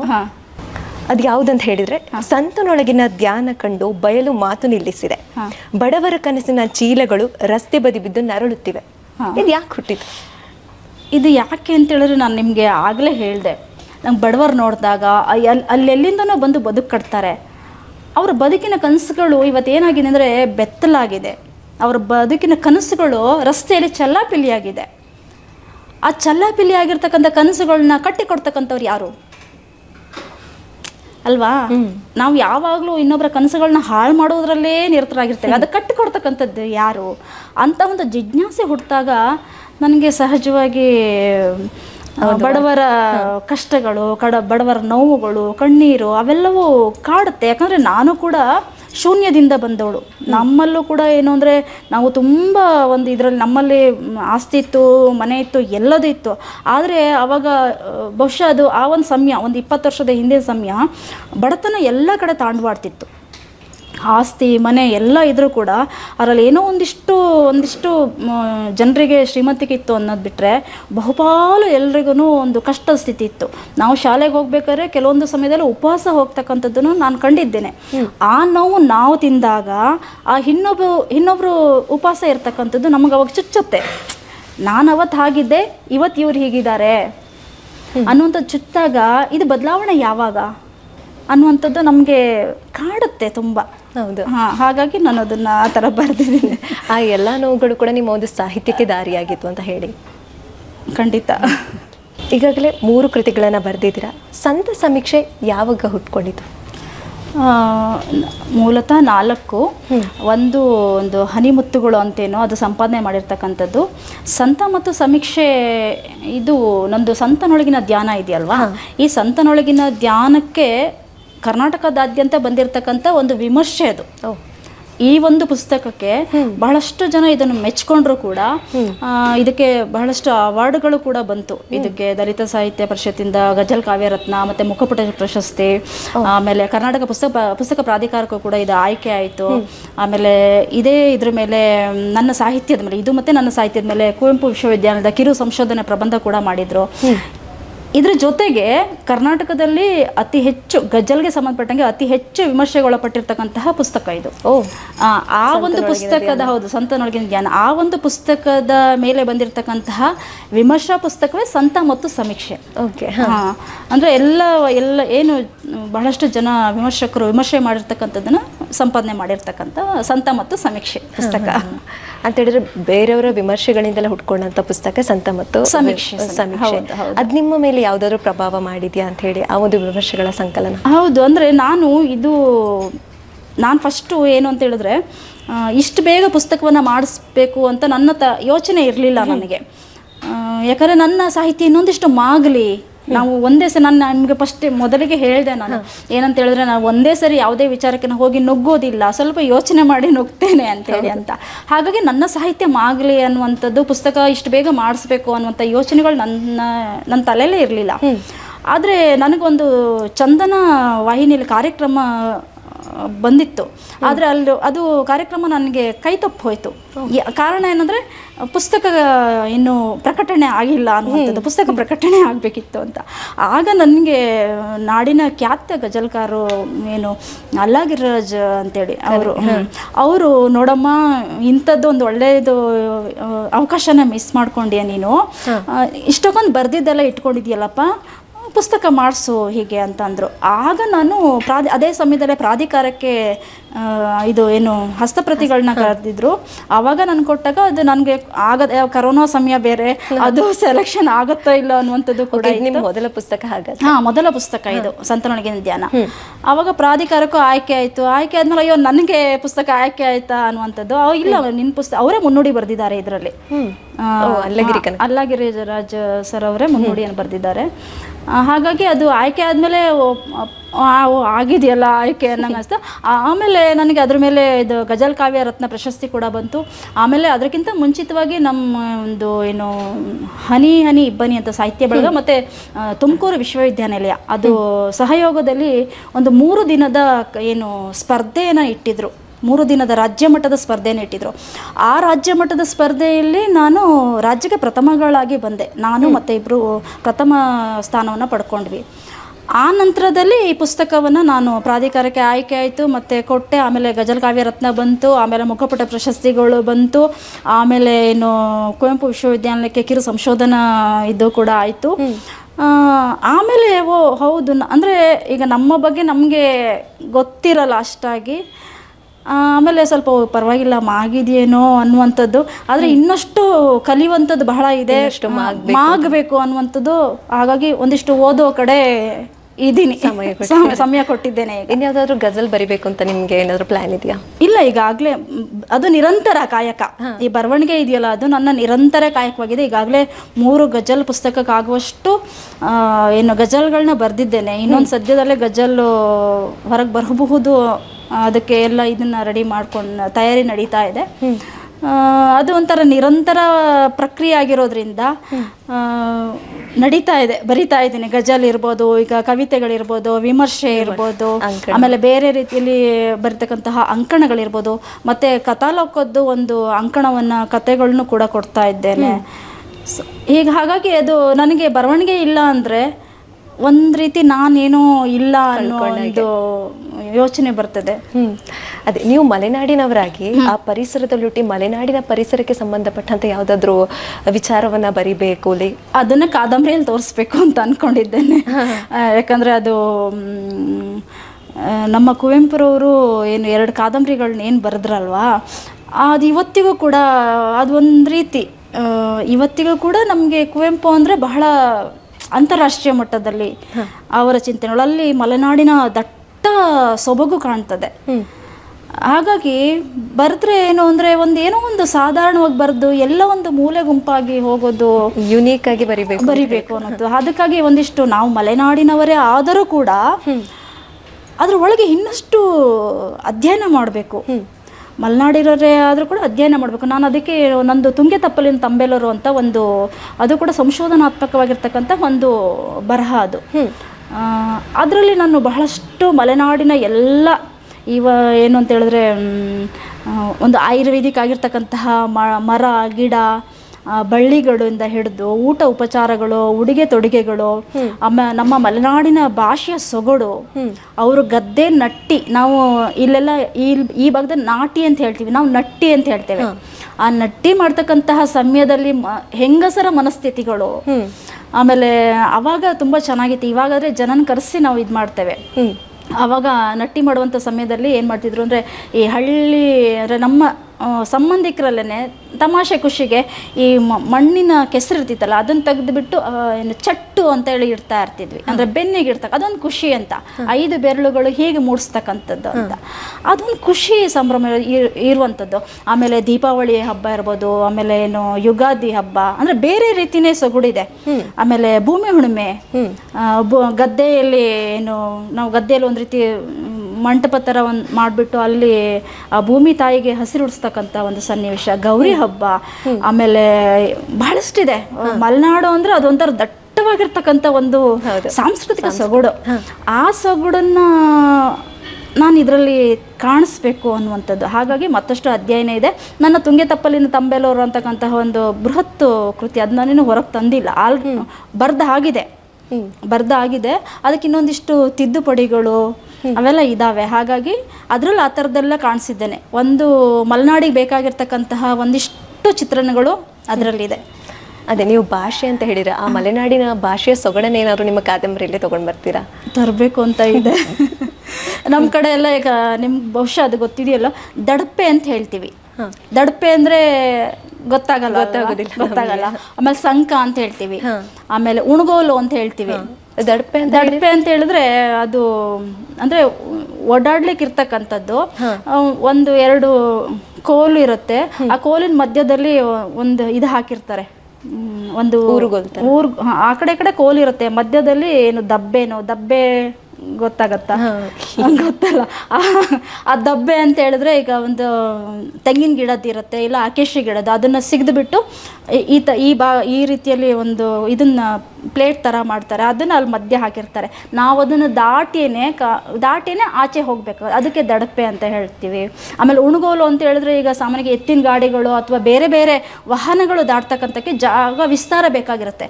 ಆವಾಗ ಒಂದು 5-6 ಒಂದಿಷ್ಟು ದಪ್ಪ ಕೋಲುಗಳನ್ನು ಇರಿಸ್ಕೊಂಡ್ಬಿಟ್ಟು ಆ ಕಡೆ ಒಂದು ದಪ್ಪನಾಗಿರ್ತಕ್ಕಂಥ ಕೋಲಿಗೆ ಕಂಡಿಗಳನ್ನು ಮಾಡಿಬಿಟ್ಟು ಈ ಕಡೆ ದಪ್ಪನಾಗಿರ್ತಕ್ಕಂಥ ಕೋಲಿಗೆ ಕಂಡಿಗಳನ್ನ ಮಾಡಿಬಿಟ್ಟು ಆ ಒಂದು ಇದಕ್ಕೆ ನಾವು ಈ ಕೋಲ್ಗಳಿರ್ತಾವಲ್ಲ ಅವನ್ನ ಸಿಕ್ಸ್ತಕ್ಕಂಥದ್ದು. ಈಗ ಬಂಡಿ ಹೋಗುವಾಗ ಅಥವಾ ಬೇರೆ ವಾಹನಗಳು ಹೋಗುವಾಗ ಅದನ್ನು ತೆಗೆದುಬಿಟ್ಟು ಒಳಗೆ ದಾಟ್ತಕ್ಕ ಅದಕ್ಕೆ ಉಣಗೋಲು ಅಂತೀವಿ. ಇನ್ನು ಸಾರ ಅಂತ ಹೇಳ್ತೀವಿ. ಸಾರ ಅಂತ ಹೇಳಿದ್ರೆ ಆ ಕಡೆ ಗದ್ದೆಗೂ ಈ ಕಡೆ ಗದ್ದೆಗೂ ಮಧ್ಯೆ ಒಂದು ಏನು ಹಳ್ಳ ಇರುತ್ತೆ. ಹಳ್ಳ ದಾಟಕ್ಕೆ ಆಗಲ್ಲ, ಆವಾಗ ಆ ದಾಟಕ್ಕೆ ಹಾಕ್ತಕ್ಕಂತಹ ಒಂದು ವ್ಯವಸ್ಥೆ, ಅದು ಸಂಕ ಅಥವಾ ಸಾರ ಹೀಗೆಲ್ಲ ಹೇಳ್ತೇವೆ. ಹಾಗೆ ಈ ಥರದ್ದು ಬಹಳಷ್ಟು ಮಲೆನಾಡಿನ ಪದಗಳಿದ್ದಾವೆ. ಮಲೆನಾಡಿನ ಸೊಬಗಿನಿಂದ ಕೂಡಿರ್ತಕ್ಕಂತಹ ಒಂದು ಏನು ಪದಗಳ ಗುಚ್ಛ ಇದೆ. ಅದನ್ನೆಲ್ಲ ಕಾಣಿಸ್ಬೇಕು ಅಂತ ಆಸೆ ಇದೆ. ಆಗಷ್ಟೇ ಹೇಳಿದ್ರಿ ನೀವು, ನಾನು ಸಾಹಿತ್ಯ ಬರವಣಿಗೆಯಲ್ಲಿ ಮೊದಲಿಗೆ ಅಷ್ಟೊಂದು ಸೀರಿಯಸ್ ಇರಲಿಲ್ಲ, ಮತ್ತೆ ಮಾಗ್ತಾ ಬಂತು. ಯಾವ ಹಂತದಲ್ಲಿ ಮಾಗಿದ ಸಾಹಿತ್ಯಕ್ಕೆ ನೀವು ಕಾಲಿಟ್ರಿ? ಮಾಗುವಿಕೆ ಅದು ನಿರಂತರವಾಗಿರುತ್ತೆ. ಅದು ನಾನಿನ್ನೂ ಮಾಗಿದ್ದೀನಿ ಅನ್ನುವಂಥದ್ದು ನನಗೆ ಅನಿಸಿಲ್ಲ ಆ ಪುಸ್ತಕಕ್ಕೆ ಸಂಬಂಧಪಟ್ಟಂಗೆ. ಆದರೆ ನಾನು ಚಿಕ್ಕನಿಂದ ಬರಿತಾ ಇದ್ದೆ. 2005ರಲ್ಲಿ ನನಗೆ ಆಗಲೂ ಕೂಡ ಬರಿತಾ ಇದ್ದೆ. ಎಲ್ಲ ಇದಕ್ಕೆ ಕೊಡ್ತಾ ಇದ್ದೆ. ಯಾವುದೋ ಒಂದು ಸಾಹಿತ್ಯ ಬಳಗದಲ್ಲಿ ಏನೋ ಒಂದು ಕವನ ಸಂಕಲನಕ್ಕೆ ಕೊಟ್ಟಿದ್ದೆ, ಆಯ್ಕೆ ಮಾಡಿಕೊಂಡ್ರು. ಆ ನಂತರದಲ್ಲಿ ಆವಾಗಲೇ ನನಗೊಂದು ಅವಾರ್ಡ್ ಆಯಿತು, ಬಹುಮುಖ ಪ್ರತಿಭೆ ಅವಾರ್ಡು. ಆಗ ಏನು ಶಿಕ್ಷಕಿಯಾಗಿ ಆಮೇಲೆ ಸಾಹಿತ್ಯ, ಸಂಗೀತ, ಜ್ಯೋತಿಷ ಹೀಗೆ ಎಲ್ಲವನ್ನು ಸೇರಿಸ್ಬಿಟ್ಟು ಹೈದರಾಬಾದ್ ನಮ್ಮೂರು ಫೌಂಡೇಶನ್ ಅಂತೇಳಿ ಬಹುಮುಖ ಪ್ರತಿಭೆ ಅವಾರ್ಡನ್ನು ಕೊಟ್ಟರು. ಆಗಲೂ ಕೂಡ ನನಗೆ ಒಂದು ಆ ಮಟ್ಟದ ಒಂದು ಗಟ್ಟಿಯಾಗಿ ನಾನೇನು ಬರೀಬೇಕು, ಗಟ್ಟಿಯಾಗಿ ನೆಲೆ ನಿಲ್ಲಬೇಕು ಅನ್ನುವಂಥದ್ದು ಇರಲಿಲ್ಲ. ಒಂದಿಷ್ಟು ಹುಡುಗಾಟಿಕೆಯ ಯೋಚನೆಗಳು ಆಗಿದ್ದಿದ್ದು. ಆ ನಂತರದಲ್ಲಿ ಬಂದಾಗ ಒಂದಿಷ್ಟು ಓದುವಿಕೆ ತೊಡ್ಕೊಂಡಿದ್ದು, ಮತ್ತೊಂದಿಷ್ಟು ನೋವುಗಳು. ಮನುಷ್ಯ ಯಾವಾಗ ಅವನನ್ನು ಇದು ಮಾಡ್ಕೊಂಡು ಏನು ಅಂದರೆ ಒಂದು ವಿಚಾರಕ್ಕೆ ತೊಡಗಿಕೊಳ್ತಾನಂದರೆ ಒಂದಿಷ್ಟು ನೋವುಗಳಾಗಬೇಕು. ಇದು ಎಲ್ಲರಿಗೂ ಸಮಾಜಮುಖಿಯಾಗಿ ನಾನು ಹೇಳುವಂಥದ್ದು. ಯಾವುದೋ ಒಂದು ವಿಚಾರಕ್ಕೆ ಅವ್ರು ಗಟ್ಟಿಯಾಗಿ ಅದಕ್ಕೆ ಹೋಗ್ತಾರೆ ಅಂದರೆ ಅವ್ರಿಗೆ ಒಂದಿಷ್ಟು ನೋವುಗಳಾಗಬೇಕು, ಇಲ್ಲ ಒಂದಿಷ್ಟು ಸಂತೋಷಗಳಾಗಬೇಕು. ಆದರೆ ಸಂತೋಷಗಳಿಂದ ಬೇರೆ ಒಂದು ಕಾರಣಗಳು ಹುಟ್ಕೊಳತ್ತೆ. ಸಾವು ನೋವುಗಳಿಂದ ಬೇರೆ ಇನ್ನೊಂದು ಅವರ ದಿಕ್ಕು ಬೇರೆ ಆಗತ್ತೆ. ನನಗೆ ಆ ಥರದ್ದು ಆಯಿತು. ಹಾಗಾಗಿ ಆ ಥರದ ಒಂದು ಚಿಂತನೆಯಿಂದ, ಯಾಕಂದ್ರೆ ನಾನು ಚಿಕ್ಕಂದಿಂದ ಮಾಡ್ಕೊಳ್ತಾ ಬಂದಿರುವಂಥದ್ದು ಅದೇನು ಹೋಗಿರಲಿಲ್ಲ. ಅವಾಗವಾಗ ಬರಿತಾ ಇರ್ತಿದ್ದೆ. ಈಗಿನ ಥರ ನಿರಂತರತೆ ಇರಲಿಲ್ಲ. ಅವಾಗವಾಗ ಬರೀತಿದ್ದೆ, ಮನಸ್ಸಿಗೆ ಬೇಜಾರಾದಾಗ, ಖುಷಿಯಾದಾಗ ಬರೆಯುವಂಥದ್ದು. ಆದರೆ 2016, 17 ಈ ಒಂದು ಹಂತದಲ್ಲಿ ಅದು ಸಂಪೂರ್ಣವಾಗಿ ನನ್ನನ್ನೇ ಮುಳುಗಿಸಿ ಬಿಡ್ತು. ಸಾಹಿತ್ಯ ಅನ್ನುವಂಥದ್ದು ನನ್ನನ್ನು ಮುಳುಗಿಸಿ ಬಿಡ್ತು. ಆ ನಿಟ್ಟಿನಲ್ಲಿ ಓದು ಕೂಡ ಜಾಸ್ತಿ ಆಯಿತು. ಮತ್ತೇನೋ ಓದಬೇಕು ಅನ್ನುವಂಥದ್ದು, ಮತ್ತೇನೋ ಬರೀಬೇಕು ಅನ್ನುವಂಥದ್ದು. ಹಾಗಾಗಿ ಸ್ವಲ್ಪ ಹೆಚ್ಚು ಹೋಗ್ತಾ ಬಂತು. ನಿಮ್ಮ ಬರವಣಿಗೆಯಲ್ಲಿ ಯಾರಾದರೂ ಸ್ಫೂರ್ತಿಯಾಗಿದ್ದಾರಾ ನಿಮಗೆ? ಮೊದಲನೇದಾಗಿ ನನ್ನ ಅಮ್ಮ, ಅವರಿಂದನೇ ನನ್ನ ಬರವಣಿಗೆ ಬಂದಿದ್ದು. ಚಿಕ್ಕನಿಂದ ಏನೋ ಮಾಡ್ತಿದ್ವಿ, ಅದಾಯಿತು. ಆದರೆ ನಾನು 9ನೇ ತರಗತಿಯಲ್ಲಿ ಅದು ನಮಗೆ ನೋಡಿ ನಮಗೆ ಗೊತ್ತಿಲ್ಲದೆ ಇರ್ತಕ್ಕಂಥದ್ದು. ನಾವು 9ನೇ ತರಗತಿಯಲ್ಲಿ ಏನಾಗಿತ್ತು, ನಮಗೆಲ್ಲರೂ ಪ್ರವಾಸ ಕರ್ಕೊಂಡು ಹೋಗಿದ್ರು. ಆದರೆ ಕಡ್ಡಾಯ ಇತ್ತು, ಏನಂದರೆ ನೀವು ಒಂದು ಪ್ರಬಂಧವನ್ನು ಬರಿಬೇಕು ಅನ್ನುವಂಥದ್ದು. ನನಗೆ ಅವಾಗ ಏನೂ ಗೊತ್ತಿಲ್ಲ. MK ಇಂದಿರಾ ಅವರು ಮನದಣಿಯ ಮಣಿ ಇದೆ ಅಂತಕ್ಕಂಥದ್ದು ಒಂದು ಪ್ರಬಂಧ ಇತ್ತು, ಅದು 9ನೇ ತರಗತಿಲೇನೆ ಇತ್ತು. ನಾನು ಅದನ್ನು ನೋಡ್ಕೊಂಡು ನಮ್ಮ ಸರ್ ಹೇಳ್ತಿದಾರಲ್ಲ, ಅಯ್ಯೋ ದೇವರೇ, ಬಿರಾದರ್ ಅಂತ ಕನ್ನಡ, ಅವ್ರು ತುಂಬ ಚಂದ ಪಾಠ ಮಾಡ್ತಾ ಇದ್ರು. ನನಗೆ ಎಷ್ಟು 96 ಏನೋ ಬಂದಿತ್ತು ಅಂಕ ಕನ್ನಡದಲ್ಲಿ. ಅಷ್ಟು ಚಂದ, ಇವತ್ತು ಕೂಡ ನಂಗೆ ಅವ್ರು ನೆನಪಾಗ್ತಾರೆ. ಅಷ್ಟು ಚಂದ ಅಂದರೆ ಪಾಠ ಅವ್ರದ್ದು ಸಿಂಹ ಅಂತ ಹಂಗಳ ಅವರು ಏನು ಪುರದ ಪುಣ್ಯಂ ಪುರುಷ ರೂಪಿಂದ ಹೋಗುತ್ತಿದೆ ಅನ್ನುವಂತಹ ಆ ಒಂದು ಹರಿಶ್ಚಂದ್ರ ಕಾವ್ಯದ ಅದು ಇರ್ಬೋದು. ಅವೆಲ್ಲ ನಮ್ಗೆ ಕಾಡ್ತಿರ್ತಿತ್ತು. ಪ್ರಬಂಧ ಬರೀಲೇಬೇಕು, ನೀವು ಪ್ರವಾಸಕ್ಕೆ ಬರ್ತೀರಾ ಅಂದರೆ ನೀವು ಪ್ರಬಂಧ ಬರಿಬೇಕಂತ. ಪ್ರವಾಸಕ್ಕೆ ಹೆಂಗೋ 100 ರೂಪಾಯಿ ಮನೇಲಿ ಇಸ್ಕೊಂಡು ಹೋಗ್ಬಿಟ್ಟು ಹೋದೆ, ಬರಿಬೇಕಲ್ಲ ಹೇಗೆ ಅಂತ. ಅವಾಗ ಮನದಣಿಯ ಮಣಿದೆ ಅವ್ರು MK ಇಂದಿರಾ ಅವ್ರದ್ದು ನೋಡಿ ಏನೋ ನನಗೆ ಅನಿಸಿದ್ದನ್ನು ಬಳ್ಳಿಗಾವಿ, ಊಡುತಡಿ ಅಲ್ಲಿದೆಲ್ಲ ಬರೆದು ಸರ್ಗೆ ಕೊಟ್ಟೆ. ಆದರೆ ನನಗೆ ಆಶ್ಚರ್ಯ ಆಗಿದ್ದು ಅಂದರೆ, ನಮ್ಮ ಶಾಲೆಯಲ್ಲಿ ದೊಡ್ಡ ಶಾಲೆ 850 ವಿದ್ಯಾರ್ಥಿಗಳು ಇರ್ತಕ್ಕಂಥ, ಅಲ್ಲಿ ಅವಾಗ ವಾಣಿ ಇದು ಏನು ಇದನ್ನು ಗೆದ್ದಿದ್ದಾರೆ ಅಂತೇಳಿ ಹೇಳಿದಾಗ ನನಗೆ ಆಶ್ಚರ್ಯ. 850 ವಿದ್ಯಾರ್ಥಿಗಳ ಎದುರಿಗೆ ನಾನು ಹೋಗಿ ಏನು ಪ್ರಶಸ್ತಿಯನ್ನು ತೆಗೆದುಕೊಂಡು ಬಂದಲ್ಲ, ಅದು ಬಹುಶಃ ಒಂದು ಹಾದಿಗೆ ಮುನ್ನುಡಿ ಬರೆದಂತೆ ಆಯಿತು ಅಂತ ಆಯಿತು. ಆದರೆ ಅದೆಲ್ಲ ಒಂದು ಹುಡುಗಾಟಿಕೆ, ಅದೇನೋ ಮಾಡಬೇಕು ಅನ್ನೋಂಥದ್ದು. ನಾನು 2016 ತನಕನೂ ನನಗೆ ಅದು ಗಟ್ಟಿಯಾಗಿ ಹೋಗಬೇಕು ಅನ್ನುವಂಥದ್ದು ಇರಲಿಲ್ಲ. 2017ರಲ್ಲೂ ನಾನು ಬರೆದೆ, 2019 ಎಲ್ಲ ಬರಿತಾನೆ ಬಂದೆ. 2020ರಲ್ಲಿ ನಂದು 21ರಲ್ಲಿ ಇದು ಕೃತಿ ಆಯಿತು. ಆದರೆ ಸಂವೇದನೆಗಳು, ಸಾಹಿತ್ಯಕ್ಕೆ ಒಂದು ಚೌಕಟ್ಟಿದೆ. ಸಾಹಿತ್ಯ ಅನ್ನುವಂಥದ್ದು ಹೀಗೆ, ಅದನ್ನು ಓದಬೇಕು, ಹೀಗೆ ಅದಕ್ಕೊಂದು ಕ್ರಮ ಇದೆ. ಅದಕ್ಕೂ ಆ ಕ್ರಮವನ್ನು ನಾವು ಬಿಟ್ಟು ಹೋಗಬಾರ್ದು. ಆ ಕ್ರಮದ ಬಗ್ಗೆ ನನಗೆ ನಿಜವಾದ ಸಾಹಿತ್ಯ ಗುರು ಅಂತ ಹೇಳಿದ್ರೆ ನನಗೆ ಇದು ಕುವೆಂಪು ವಿಶ್ವವಿದ್ಯಾಲಯದ ಶಿವಾನಂದ್ ಕೆಳಗಿನ ಮನೆ ಅಂತ ಅವರು, ಅದು ನನ್ನ ಸಾಹಿತ್ಯದ ಗುರುಗಳು. ಅವರು ಇಲ್ಲ, ಸ್ತ್ರೀ ಸಂವೇದನೆ ಅಂದರೆ ಹೀಗೆ ಕಣಪ್ಪ, ಆಮೇಲೆ ಇದು ಸಾಹಿತ್ಯದ ಬಂಡಾಯದ ನೆಲೆಗಳು ಅಂದರೆ ಹೀಗೆ, ಆಮೇಲೆ ಬೇರೆ ಬೇರೆ ಚೌಕಟ್ಟುಗಳು ಇದ್ದಾವೆ ಅದಕ್ಕೆ. ಮಾರ್ಕ್ಸ್ವಾದ ಅಂದರೆ ಹೀಗೆ, ಆಮೇಲೆ ಸಬಾಲ್ಟನ್ ಚಿಂತನೆಗಳು ಅಂದರೆ ಹೀಗೆ, ಅಂದರೆ ಬಹಳಷ್ಟು ಸಾಹಿತ್ಯದ ಬೇರೆ ಬೇರೆ ಪರಿಕಲ್ಪನೆಗಳನ್ನು ನನಗೆ ಅವರು ಹೀಗೆ ನೋಡಬೇಕು, ಅದನ್ನು ಹೀಗೆ ಮಾಡಬೇಕು, ಹೀಗೆ ಆಗ ನನಗೆ ಬೇರೆ ಚಿಂತನೆಗಳು ನೋಡಲಿಕ್ಕೆ ಸಾಧ್ಯತೆ ಆಯಿತು. ಮತ್ತು ಗಜಲಿಗೆ ಸಂಬಂಧಪಟ್ಟಂಗೆ ನನಗೆ ಅಲ್ಲಾಗಿರಾಜ್ ಅವರು ಇದು ನೋಡಪ್ಪ, ಈ ಪದಗಳನ್ನ ನಾವು ಇದು ಗಜಲಿಗೆ ಮಾತ್ರ ಹಾಕಬೇಕಾಗಿರುವಂಥದ್ದು, ಈ ಥರ ಪದಗಳು ಹಾಕಿದರೆ ಇದು ಭಾವಗೀತೆಗೆ ಸಂಬಂಧಪಟ್ಟಿರುವಂಥದ್ದು ಅಂತ. ಆ ಗಜಲ್ಗೆ ಸಂಬಂಧಪಟ್ಟಂಗೆ ಅಲ್ಲಾಗಿರಾಜ್ ಅಣ್ಣ ಅವರನ್ನು ನಾನು ನೆನಪಿಸ್ಕೊಳ್ತೇನೆ. ಸಾಹಿತ್ಯದ ಬೇರೆ ಎಲ್ಲ ಪ್ರಕಾರಗಳಿಗೂ ಬಂದಾಗ ನಾನು ಶಿವಾನಂದ ಕೆಳಗಿನ ಮನೆಯವ್ರನ್ನ ಸಾಹಿತ್ಯದ ಗುರುಗಳನ್ನಾಗಿ ನಾನು ನೋಡ್ತೇನೆ. ಆಗಸ್ಟ್ ಹೇಳಿದ್ರೆ ವಚನಗಳು ಅಂತ ಹೇಳಿ, ಸೊ ವಚನಗಳ ಒಂದು ಹುಟ್ಟಿ ಯಾವಾಗ ಆಗುತ್ತೆ? ವಚನಗಳು ಕೂಡ ಎಲ್ಲದಕ್ಕೂ ನನ್ನ ಸಾಹಿತ್ಯದ ಎಲ್ಲ ಒಂದು ಪ್ರಕಾರಗಳಿಗೂ ಗಜಲ್ ತಂದಿದ್ದೀರಾ, ಕವನ ಸಂಕಲನ ತಂದಿದ್ದಾರೆ, ವಚನಗಳಿದ್ದು ವಚನ ಪುಸ್ತಕವನ್ನ ನೀವು ತಂದಿಲ್ಲ. ಅದೇ ನನಗೆ ನಾನು ಆಗನೇ ನಿಮ್ಗೆ ಹೇಳಿದೆ, ಒಂದಿಷ್ಟು ಮಾಗುವಿಕೆ ನನ್ನಲ್ಲಿ ಬೇಕು ಅಂತ. ಆ ಇದು ಏನು ವಚನಗಳನ್ನ ಬಹಳಷ್ಟು ಬರೆದಿದ್ದೇನೆ. ಈಗಾಗಲೇ ನಂದು 600-700 ವಚನಗಳಿದ್ದಾವೆ. ಪ್ರತಿನಿತ್ಯ ಒಂದು ವಚನ ಬರೀತಕ್ಕಂಥದ್ದು ನೋಡ್ತೇನೆ. ಒಂದಿಷ್ಟು ಚಿಂತನೆಗಳು ಬರ್ತದೆ, ಅಲ್ಲಿ ಪರಿಸರ ನೋಡ್ತೇನೆ. ಒಂದಿಷ್ಟು ಅದೇ ಯಾಕೆ ಹೀಗೆ ಅಂತಕ್ಕಂತಹ ಒಂದು ಜಿಜ್ಞಾಸೆಗಳು ಮೂಡ್ತದೆ ನನಗೆ. ಆಗ ಸಾಹಿತ್ಯದ ಪ್ರಕಾರಗಳು ಬರುವಂಥದ್ದು. ಹಾಗೆ ವಚನಗಳು ಕೂಡ ಬಂದಿದೆ. ಈಗಾಗಲೇ 600-700 ವಚನಗಳು ನನ್ನ ಹತ್ರ ಇದೆ. ಆದರೆ ನಾನು ಇನ್ನೂ ಅದನ್ನು ಪುಸ್ತಕ ಮಾಡಿಸಿಲ್ಲ. ಮತ್ತೊಂದಿಷ್ಟು ನೋಡುವ ಕ್ರಮ, ನಾವು ಒಂದನ್ನು ಒಂದೇ ದೃಷ್ಟಿಕೋನದಲ್ಲೇ ನೋಡ್ತೇವೆ, ಅದಲ್ಲ ಅದನ್ನು ಇನ್ನೊಂದು ದೃಷ್ಟಿಕೋನದಲ್ಲಿ ನೋಡಬೇಕು. ಆವಾಗ ನಮಗೆ ಬೇರೆ ಕಾಣುತ್ತೆ, ಭಿನ್ನ ದೃಷ್ಟಿಕೋನ ಆಗುತ್ತೆ. ಈಗ ನಾವು ಒಂದು ಅನ್ನವನ್ನೇ ನಾವು ಚಿತ್ರಾನ್ನ ಮಾಡ್ಬೋದು, ಅಕ್ಕಿ ಮಾಡ್ಕೊಂಡು ಅನ್ನ ಮಾಡ್ಕೊಂಡ್ರೆ ಅದನ್ನು ಅನ್ನದಿಂದನೇ ನಾವು ಏನು ಅಲ್ಲ, ಅಕ್ಕಿಯಿಂದನೇ ಚಿತ್ರಾನ್ನ, ಪುಳಿಯೋಗರೆ, ರೈಸ್ ಬಾತು, ಪಲಾವು, ಮಗದೊಂದು ಎಲ್ಲವನ್ನು ಮಾಡ್ಬೋದು. ಇದು ಕೂಡ ಹಾಗೆ, ನಾವು ನೋಡೋ ದೃಷ್ಟಿ ಭಿನ್ನವಾಗಿ ನೋಡ್ತಾ ಬಂದಾಗ ಅಲ್ಲಿ ಬೇರೆ ಹೊಸ್ತೇನೋ ಕಾಣುತ್ತೆ. ಇವತ್ತು ನಾನು ಬರೆದಿರ್ತಕ್ಕಂಥದ್ದು ನಾಳೆ ಅದನ್ನು ನೋಡಿದಾಗ ಇನ್ನೊಂದು ರೀತಿ ಬರಿಬಹುದಲ್ಲ ಅಂತ ಅನಿಸುತ್ತೆ. ಹಾಗಾಗಿ ವಚನಗಳು ಬರೆದಿದ್ದರೂ ಕೂಡ ನಾನೀಗ ಅದನ್ನು ಮಾಡಿಸಿಲ್ಲ. ಇನ್ನೊಂದಿಷ್ಟು ಹೋಗಲಿ, ಮಾಗುವಿಕೆ ಆಗಲಿ. ಮತ್ತು ನಾವು ಯಾವುದನ್ನು ಕೂಡ ಬಹಳ ವೇಗದಿಂದ ನಾವೇನೋ ಮಾಡ್ತೀವಿ ಅಂತ ಹೋದಾಗ ಅದಕ್ಕೆ ಅವಧಿ ಕಡಿಮೆ ಅಂತ ಅನ್ನುವಂಥದ್ದು. ಆಗ ಆ ಬೇಗ ಅನ್ನುವಂಥದ್ದು ಅಥವಾ ವೇಗ ಅನ್ನುವಂಥದ್ದು ನನಗೆ ಬೇಡ, ನಿಧಾನಗತಿಯಿಂದನೇ ಹೋಗೋಣ. ನನ್ನಲ್ಲಿ ಗಟ್ಟಿತನ ಇದ್ರೆ ಅದು ಚೆನ್ನಾಗಿ ಆಗತ್ತೆ, ಇಲ್ಲ ಅಂದ್ರೆ ಇಲ್ಲ ಅನ್ನುವಂಥದ್ದು. ನಿಮ್ಮ ಹತ್ರ ಇಷ್ಟೆಲ್ಲ ಮಾತಾಡಿದಾಗ ನಂಗೊಂದು ಅನ್ಸಿದ್ದು ನಿಮ್ಮನ್ನ ಬಹಳಷ್ಟು ನೋವು ಕಾಡಿದೆ ಅಂತೇಳಿ. ಹೌದು. ಆ ಒಂದು ನೋವು ಯಾವುದು ಅಂತ ಹೇಳ್ಬೋದಾ? ಬಹಳಷ್ಟಿದೆ. ಅದು ಒಂದು ಎರಡು ಅಂತೇನಿಲ್ಲ. ಮೊದಲನೇದಾಗಿ ನನ್ನ ತಾಯಿಯನ್ನು ಕಳ್ಕೊಂಡಿರ್ತಕ್ಕಂಥದ್ದು, ಆಮೇಲೆ ನನ್ನ ತಂಗಿಯನ್ನು ತುಂಬ ಪ್ರೀತಿ ಮಾಡ್ತಕ್ಕಂಥ ತಂಗಿಯನ್ನು ಕಳ್ಕೊಂಡಿರ್ತಕ್ಕಂಥದ್ದು, ಹೀಗೆ ಬಹಳ ನೋವುಗಳು. ಆ ಕಳ್ಕೊಳ್ಳುವಿಕೆ ಅನ್ನುವಂಥದ್ದು ಇದೆಯಲ್ಲ, ಮತ್ತೆ ಅವ್ರು ಸಿಗಲ್ಲ. ಈಗ ಮತ್ತೆ ಸಿಗ್ತಾರೆ ಅನ್ನುವಂಥ ಕಳೆದುಕೊಳ್ಳುವಿಕೆ ಬೇರೆ, ಮತ್ತೆ ಅವರು ಸಿಗಲ್ಲ ಅನ್ನುವಂಥ ಕಳೆದುಕೊಳ್ಳುವಿಕೆ ಬೇರೆ. ಈ ಒಂದು ನೋವುಗಳೇ ಕೃತಿಗಳಾಗಿ ಮೂಡಿದೆಯಾ? ಇಲ್ಲ, ಅದು ಹಾಗಾಗಕ್ಕೂ ಸಾಧ್ಯತೆ ಇಲ್ಲ. ಯಾಕಂತ ಹೇಳಿದ್ರೆ ನಾವು ಸಮಾಜದ ಕವಿ, ಸಮಾಜದ ದನಿ ಆಗಬೇಕು. ಕೇವಲ ನನ್ನವನ್ನೇ ನಾನು ಹೇಳ್ಕೊತಿದ್ದೀನಿ ಅದಕ್ಕೆ ಅರ್ಥ ಇಲ್ಲ. ಸಮಾಜದ ನೋವುಗಳು, ನಾನು ಆಗ ಹೇಳಿದೆ, ಅಲ್ಲಿ ಎಲ್ಲಿಂದನೂ ಕೆಲಸ ಮಾಡೋಕೆ ಇಲ್ಲಿಗೆ ಬರ್ತಾರೆ. ಹೌದು, ಇಲ್ಲಿ ಬರ್ತಾರೆ, ಇವ್ರು ನೋಡಿದಾಗ ನಮಗೆ ನೋವಾಗುತ್ತೆ. ಯಾರು ಆ ನೋವುಗಳು ಈ ತರ ಒಂದು ಫೋಕಸ್ ಆಗುತ್ತೆ ಅಂತ ಅಂದ್ರೆ ಸಮಾಜವನ್ನ ನಾವು ನೋಡಿದಾಗ ಅಲ್ಲಿ ಯಾರೋ ಒಬ್ರು ವೇಶ್ಯೆ ಇರ್ತಾರೆ, ಯಾರೋ ಒಬ್ಳು ಹುಚ್ಚಿ ಇರ್ತಾಳೆ, ಅವ್ರ ತಲೆಯೆಲ್ಲ ಕೆದರ್ಕೊಂಡು ಅವಳು ಹೋಗ್ತಾ ಇರ್ತಾಳೆ. ಯಾರೊಬ್ರು ಆ ಸಮಯದಲ್ಲಿ ಊಟಕ್ಕಿರಲ್ಲ, ಇನ್ಯಾರೋ ಒಬ್ಬ ಕುಡುಕ ಎಲ್ಲದೂ ಇರುತ್ತೆ, ಕುಡ್ಕೊಂಡು ರಸ್ತೆ ಮೇಲೆ ಓಡಾಡ್ತಿರ್ತಾನೆ.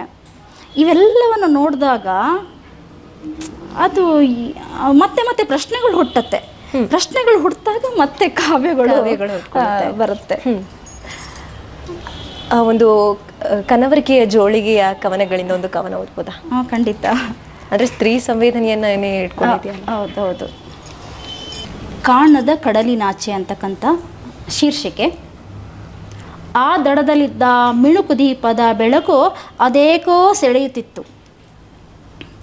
ಆ ದಡದಲ್ಲಿದ್ದ ಮಿಣುಕು ದೀಪದ ಬೆಳಕು ಅದೇಕೋ ಸೆಳೆಯುತ್ತಿತ್ತು. ಕಾಣದ ಕಡಲಿನಾಚೆಯ ಬದುಕು ಬೆರಗು ಮೂಡಿಸಿತ್ತು. ಕಾಣದ ಕಡಲಿನಾಚೆಯ ಬದುಕು ಬೆರಗು ಮೂಡಿಸಿತ್ತು. ಹಾಯಿ ದೋಣಿಯಲ್ಲಿ ಬಂದ ಅವನು ಬೊಗಸೆ ತುಂಬ ಮುತ್ತುಗಳಪ್ಪಿ ನಿಂತಿದ್ದ. ಹಾಯಿ ದೋಣಿಯಲ್ಲಿ ಬಂದ ಅವನು ಬೊಗಸೆ ತುಂಬ ಮುತ್ತುಗಳಪ್ಪಿ ನಿಂತಿದ್ದ.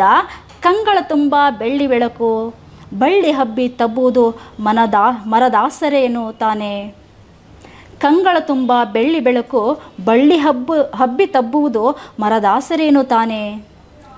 ಈ ಪ್ರಕೃತಿ ಧರ್ಮದ ಮರ್ಮವನ್ನು ಅರಿತವರು ಯಾರಿದ್ದಾರೆ ಇಲ್ಲಿ ಹೇಳಿ. ಮಿಂಚು ಹುಳಕ್ಕೆ ಬೆಳಕೇ ಜೀವನಾಡಿ, ಆ ಬದಿ ಕಾಂತಿಯ ಸೆಳೆತಕ್ಕೆ ಕುಣಿದದ್ದೇ ಕುಣಿದದ್ದು. ಮಿಂಚು ಹುಳಕ್ಕೆ ಬೆಳಕೇ ಜೀವನಾಡಿ, ಆ ಬದಿ ಕಾಂತಿಯ ಸೆಳೆತಕ್ಕೆ ಕುಣಿದದ್ದೇ ಕುಣಿದದ್ದು. ಕಣ್ಣು ಮಿಟುಕಿಸಿ ವಯ್ಯಾರದಲ್ಲಿ ಆಹಾ ಅದೆಂಥ ಸೊಬಗು ಎಂದೆಣಿಸಿ ಮನದಲ್ಲಿ ಆಗೊಮ್ಮೆ ಈಗೊಮ್ಮೆ ತಡಿ ಆಚೆಯ ಬೆಳಕಲ್ಲಿ ಈಚಲು ಮರದ ಕೆಳಗೆ ಮಜ್ಜಿಗೆ ಕುಡಿದರು ಕಳ್ಳೆಂದೇ ಭ್ರಮಿಸಿ ಸೋತು ಅಮಲೇರಿಸಿ ದೀಪದ ಸುತ್ತ ರೆಕ್ಕೆ ಬಡಿದು ನೋವನ್ನೆಲ್ಲ ತೊಡೆದು ಸ್ವರ್ಗವೆಂದೇ ಸುಖಿಸುವಾಗ ಒಮ್ಮೆ ಏರಿದ ನಶೆ ಇಳಿದು ನಿಶೆ ಕಳೆದ ಮೇಲಷ್ಟೇ ತಿಳಿದದ್ದು ಸುಟ್ಟುಕೊಂಡದ್ದು ತನ್ನ ರೆಕ್ಕೆಯೆಂದೇ.